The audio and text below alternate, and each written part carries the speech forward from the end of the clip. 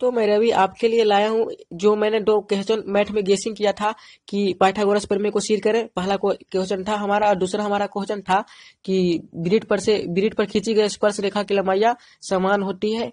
ये दो आपको क्वेश्चन गेसिंग किया था। तो आशा करता हूँ कि आप लोगों ने बना लिया है। नहीं बनाया है तो देखिए मैं आपको पहला क्वेश्चन बनाने जा रहा हूँ। पहला क्वेश्चन है पाइथागोरस प्रमेय को सिद्ध करें।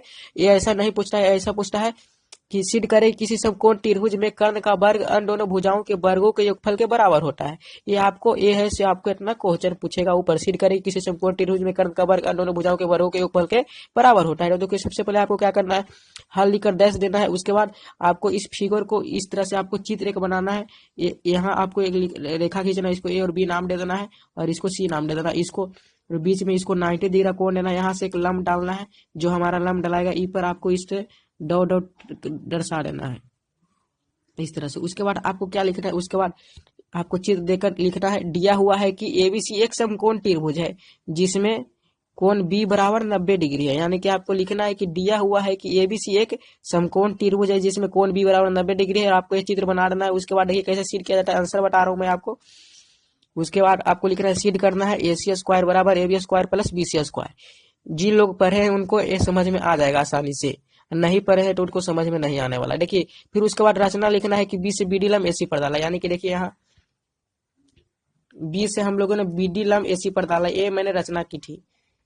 उसके बाद आपको क्या लिखना है, परमाण त्रिभुज एबीसी तथा त्रिभुज एबीडी में। तो त्रिभुज एबीसी तथा त्रिभुज एबीडी में देखिए कौन बी है सो बी है, दोनों में है तो बी और हमारा बी और कौन डी है सो 90 डिग्री से समान हो जाएगा। फिर कौन ए है दोनों में है उभयनिष्ठ हो जाएगा यानी कि कॉमन। उसके बाद आप ए से चलेंगे, ए मतलब कि एंगल से हो जाएगा त्रिभुज एबीसी से समरूप त्रिभुज एबीडी।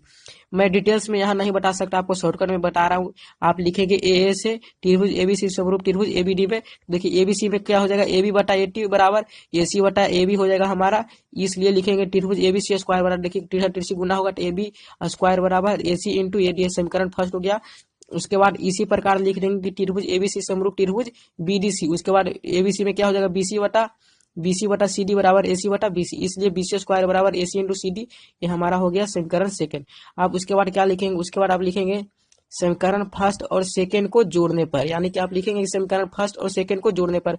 उसके बाद आप लिखेंगे नीचे AB square plus BC square बराबर AC into AD plus AC into CD, AC into AD plus AC into CD। उसके बाद आपको यहाँ से बराबर देकर लिखना है AC इंटू AC आप कॉमन ले लेना है। जब आप AC कॉमन लेंगे तो यहाँ बच जाएगा AD प्लस और यहाँ बच जाएगा CD।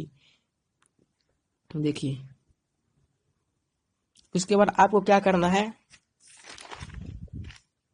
उसके बाद लिखना है कि इसलिए उसके बाद आपको बराबर देकर लिखना है AC गुने AC। यानी कि AD प्लस DC बराबर हमारा AC हो जाएगा। उसके बाद बराबर आपको लिखना है AC गुने AC। उसके बाद लिखना है इसलिए AB square plus BC square बराबर AC स्क्वायर।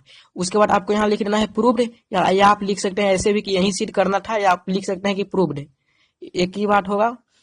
तो जो लोग पढ़े हैं उनको समझ में आ जाएगा आसानी से। मैं यहाँ आपको डिटेल में बताने वाला नहीं क्योंकि समय का भी अभाव है, इसलिए आपको समझ में आ गया होगा आशा करता हूँ।